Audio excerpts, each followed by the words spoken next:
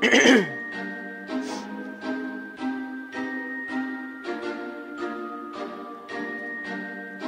1970s were a time of much excitement, starting with Watergate, where Nixon almost got indicted.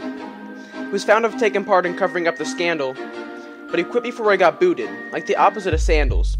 Ford was Nixon's vice president, next in line, to take over presidency if there were a time where such a thing would need to be done as it was in the situation to take office, the first to do so without any voting registration. But nobody trusted him. This is how Nixon made them, and the economy was in a spiral down due to stagflation. Ford made the decision to grant Nixon clemency, so Nixon was innocent of the crimes of which he proved guilty. The public wasn't happy. They didn't think Nixon deserved it.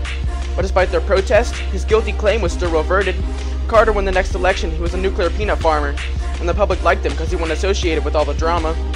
He was an outsider, not a part of the bad stuff in Washington. But despite this, the critics were all still watching him, and when he granted amnesty to the people who skipped Vietnam, he was criticized, like when you have bad grades and have to tell your mom.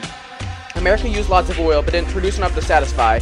When foreign countries wouldn't sell us oil, American cars had to die. They guzzled gas up, like Goldilocks guzzled porridge, which was not a good thing when gas was on a shortage. So people bought foreign cars that had better MPGs, and the American car industry was left with their history books to see.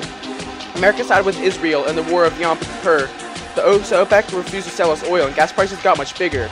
The Soviets invaded Afghanistan to turn them communist. Carter moved salt too and grain sales to the Soviets to get off of them. He also boycotted the 19 Olympics in Moscow. This angered Americans. It seemed unfair to athletes who couldn't compete now.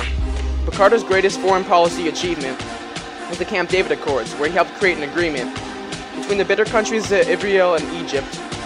They met together with Carter at Camp David and created a treaty. The American embassy in Iran was invaded and attacked. They took hostages and demanded their Shah back. The Shah was a longtime friend of President Carter, so he tried to negotiate with the Iranians in an attempt to save both. The Shah eventually had to be returned where he deceased, but they waited until Reagan was in office before the hostages were released. The 70s were a crazy time for America and the guys at the top, but I've covered all the topics, so now I can stop, because I'm done. So, I'm gonna stop. See ya.